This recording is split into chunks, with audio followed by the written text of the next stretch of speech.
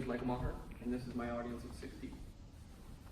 Before I came here today, my biggest fear was forgetting my note cards.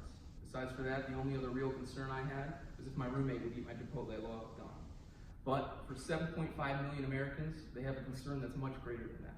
Because according to the National Institute of Deafness and Communication Disorders, that's how many Americans have the inability or trouble speaking. Now, the causes of communication disorders or speech impediments, speech disorders, range wildly. Some of them are predisposed genetic diseases that you're born with. Others can be contracted with age, or it can be a symptom of several other diseases or an accident. Regardless of the cause of your speaking disorder, it all comes with struggles that all Americans know all too well. Now, to better understand the impact and effect that communication disorders have on communication, let's look at communication itself. Communication is described as the understanding and transfer of information through a set system of symbols. That definition came from the Webster Dictionary. Looking at a couple other things, we use communication for a wide range of things. According to Teens Health, it comes from 6 core necessities. Our necessity to transfer information, to vent our emotions, as well as several other things, including encouraging action, as well as encouraging change in ourselves and others. Now, communication is a crucial component to society. It can greatly influence the perception of others that they have on us. The use of communication can be broken down into 2 main factors: verbal communication and nonverbal communication. Verbal communication is the use of language which is governed by rules. There is the phonologic rule, which dictates how you pronunciate a word. There's also the pragmatic rule, which takes into account the sender's tone and to influence the message to the receiver. Now, the effective communication is a skill where the sender will create an idea, they will verbalize it, the receiver will take in that idea, they will understand it and interpret it, and then appropriately respond. The receiver's ability to understand and interpret the message from the sender is a crucial component in this process.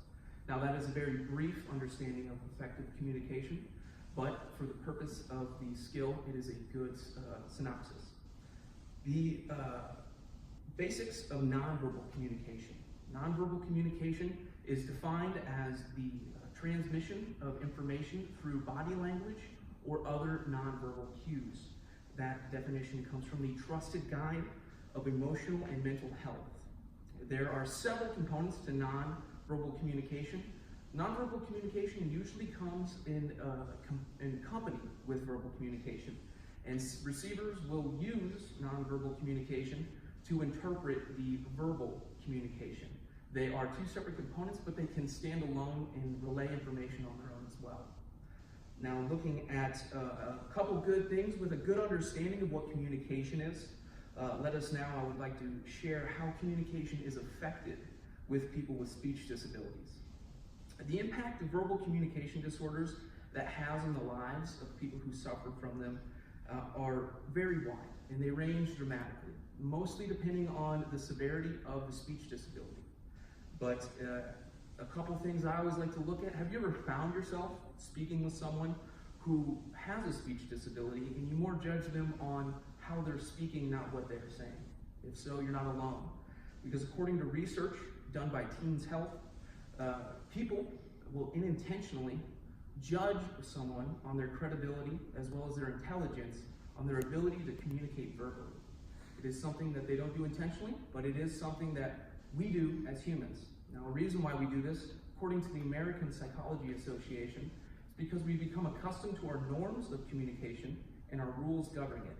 When someone communicates not abiding by those norms or rules, we hold it against them on some level and use that to judge them. A couple other things I always like to look at, moving on to the effects of disabilities.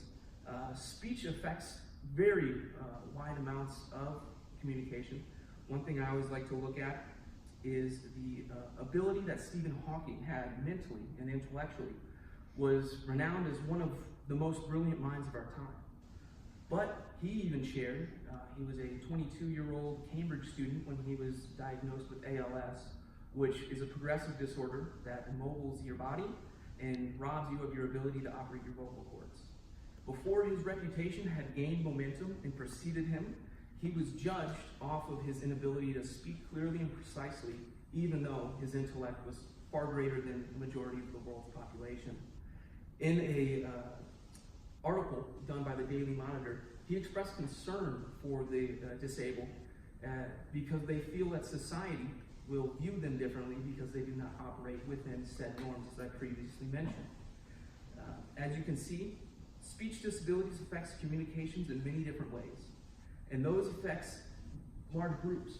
As I previously mentioned, when things are held against someone, like the rules that they break, the pathological rule or the pragmatic rule, they are enabled to abide by those rules due to their speech disability.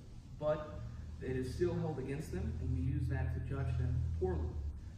Looking at this here, a simple example of how a speech disability could affect communication through the pragmatic rule is when they cannot affect the tone of sarcasm.